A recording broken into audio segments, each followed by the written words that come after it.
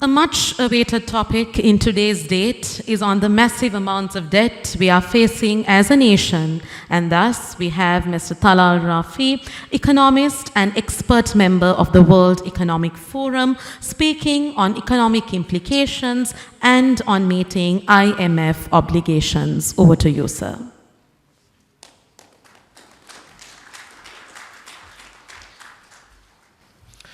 Good afternoon, everyone. First of all, my thanks to Professor Watawala and the CMA Governing Council for inviting me to speak on this quite important topic, economic implications and meeting IMF obligations. So I'm going to divide my talk into a few parts. So first is, where is Sri Lanka now, very briefly, before I go on to an important topic. If we're going to talk about going to the IMF and its obligations, we had to find out why we go to the IMF so often. And then we'll talk on the IMF obligations as a whole, then the need for tough reforms, especially ones in the IMF program, and what would be the implications. And finally, where are we? What is the decision we need to make? So anybody who has been in Sri Lanka for the last couple of years knows that compared to last July, we are in a much better situation, though not out of the woods. Last year, we were facing 70% inflation, market rates were at over 30%. So now things have stabilized a bit, especially on the macro front. But there is a long way to go. But there are two concerns. The first is, and the biggest concern is, as far as the IMF program goes, the external debt restructuring. So we went to the IMF because we couldn't service our external debt. So here again, it's a concern because it's something that's beyond our control. So not something that we can do as a nation. Even if we tighten our belt, we cannot still convince our creditors to take the necessary cuts. The other thing is political stability. Unfortunately, at a time when we need tough reforms, we are 12 months away from a presidential election. So naturally, we're going to see a lot of populist promises, and most people don't know the benefits. So there is a sort of a tough time for politicians to go through this period. So now, especially when the topic is about the IMF, I want to talk about what went wrong. So why are we going to the IMF so many times?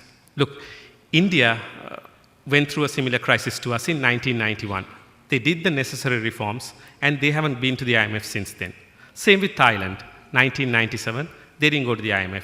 And other countries such as Chile and others went, but never defaulted.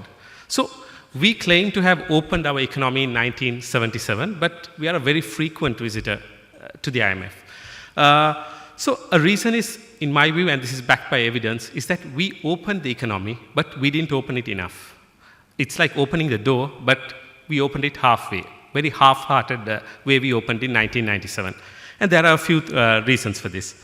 One is, for example, we are one of the most protected economies in the world, as Advocata and others would agree.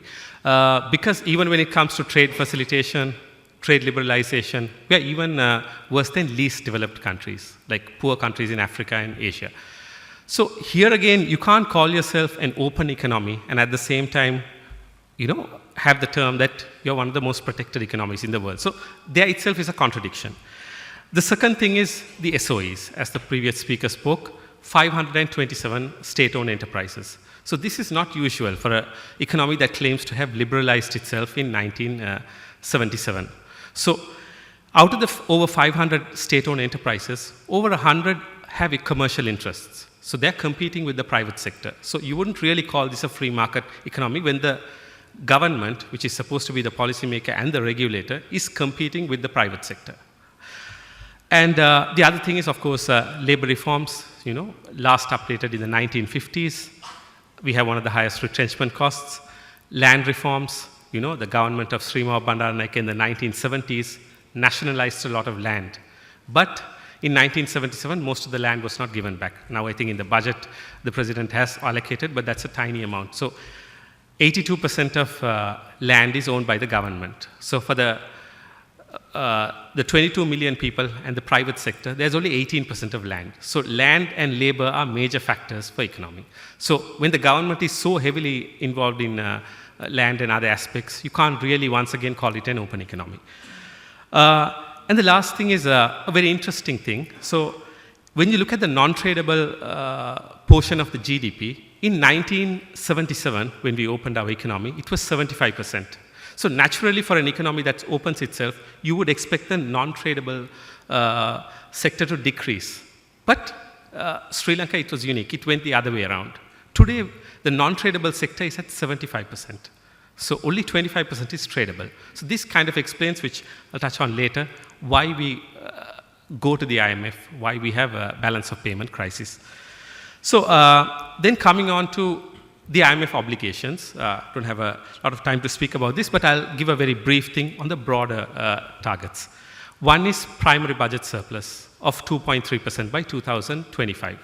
So if you look at Sri Lanka, primary budget surplus is revenue minus expenditure minus interest rates. So interest payments, sorry. Even with interest payments, 70% of our revenue. So even when you take away interest payments, we have only been able to attain a primary budget surplus 4 times in 75 years. So 71 out of 75 years, we can't even match our, balance our budget, even when you exclude the interest payments. So since independence, all governments are to blame. So that shows that how disastrous the fiscal policy has been in Sri Lanka's 75-year history. So that is one thing the IMF wants to tackle. The second thing is reducing public debt from 128%, which is huge, to 95%. So usually a developing country should have it around 70%. So if you look at Zambia and Ghana, their public debt to GDP is much lower, I think around 70%. But the IMF program there is much harsher on them. Here we've got a sort of a lenient deal here. So even when you come to 95% in 2032, that itself is a bit on the line of unsustainable debt. So that layers, therein lies the problem. The other thing is reducing gross financing needs from 34% to 13%, again by 2027. So that is including the payments for the maturities. So these are tough things. So right now, I mean, last year it was 34% of GDP, which is extremely unsustainable. Especially, of course, you can finance it, but the fact is we are shut out of international capital markets, and our ability to borrow is also very limited. So these are the broader IMF obligations, summarizing it. So then we need to work on the tough reforms. So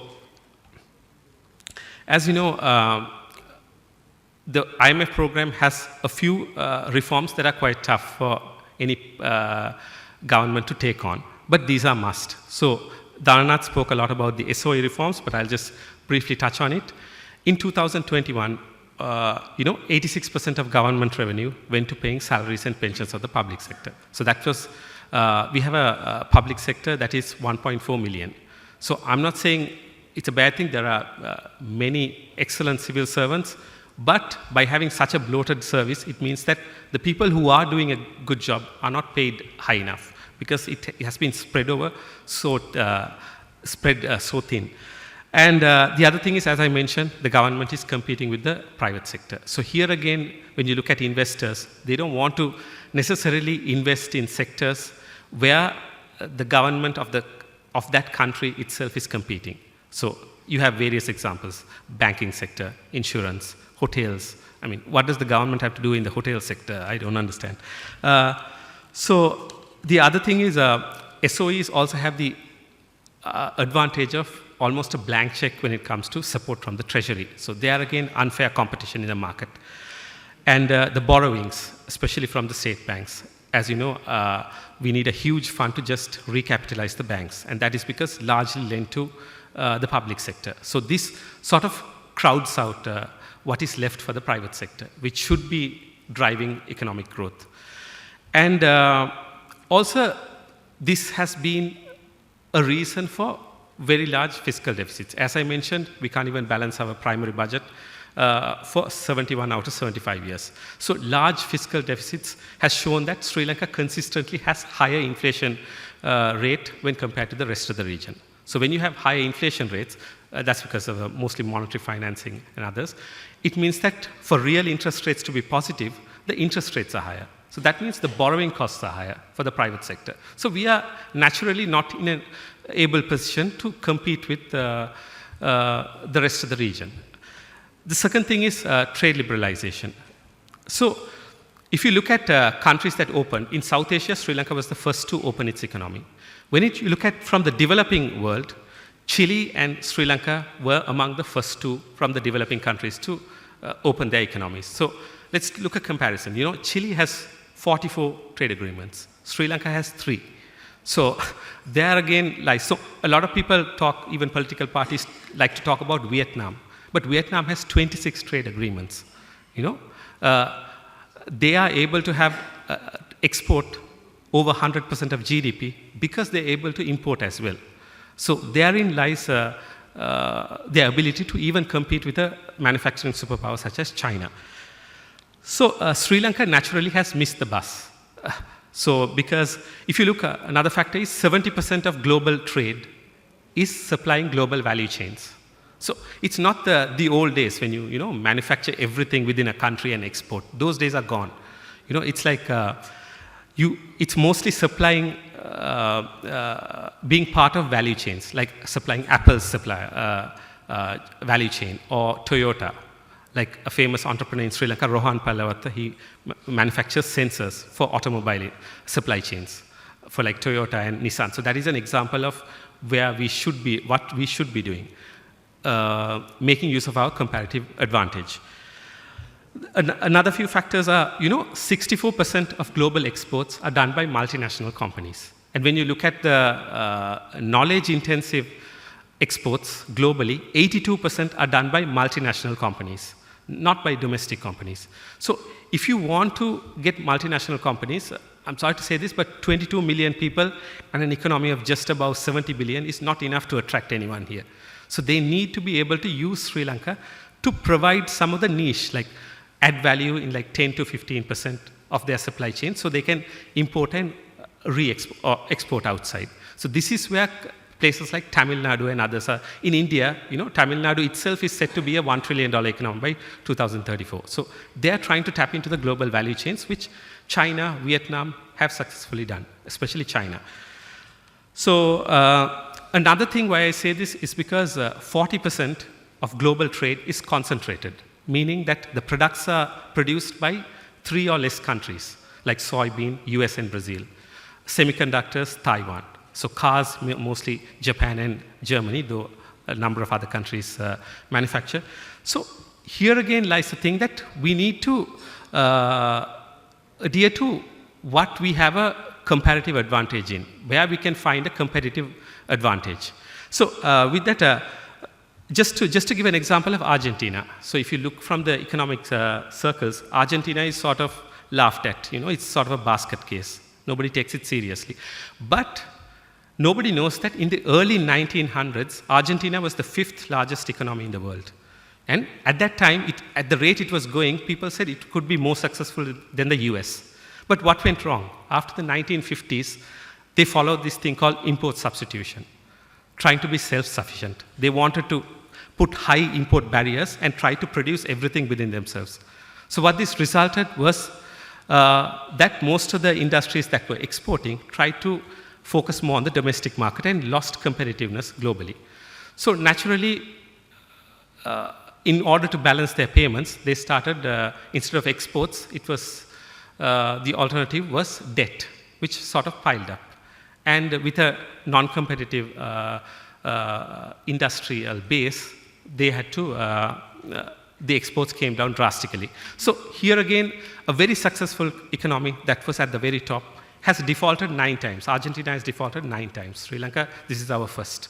So Sri Lanka also has shown signs of, in 1970, we tried to be self-sufficient. That was a disaster, which brought in the government of J.R. Jayawardena in 1977, which led to, as I mentioned, reforms, but not done wholeheartedly. So even after the mid-2000s, we sort of tried to go in that path. As I mentioned, that's why the non-tradable sector of the GDP has increased drastically. The third thing about the IMF program, though there are a lot, I'll just touch on 3. The third one is the independence of the central bank. So this is very, very important. So currently I'm writing an article for the International Monetary Fund on this, on the Central Bank Act. So here, a lot of economies, like for example, Germany, before it joined the euro, its central bank focused on price stability, which meant the job of the central bank is focusing on the stability of the currency. So everything else takes care of itself. And Germany today is a high-end economy because they didn't have a central bank that was adjusting rates to help the country compete on cheaper prices, but on the other way around. So they became more innovative and high-end. So price stability also means taxes are adjusted better, because normally, you know, tax rates, the slabs are not frequently adjusted. So here again, it's nominal. So when there is high inflation, usually the people who are suffering are the taxpayers. The other thing is investments. In a high environment of inflation, investors keep away. And at the same time, interest rates. High inflation means for real interest rates to be positive, interest rates have to be high. The other thing is politicization of interest rates. We see various examples. At the end of the term of a government, they try to bring the interest rates down to boom the economy. That has been done not just in Sri Lanka, but even in the US. And monetary financing has been a primary cause of fiscal discipline. So also a reason why we sort of are in the situation we are right now. So finally concluding, what is Sri Lanka's future? As I mentioned, we have two paths. One is, how are we going to take this forward? Are we going to do the very tough structural reforms, tighten our belt a little bit further, and not have to go to the IMF again, like how India and Thailand did? Or we can, of course, you know, kick the can down the road, push off the reforms for later, do the small bandages, and be like Argentina, a basket case. With such a thing, with the debt, even by 2032 being at 95%, we could very well high possibility of defaulting once again. So the choice is for the people.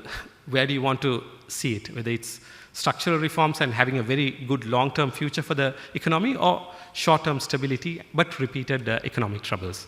With that, I'll conclude. Thank you very much.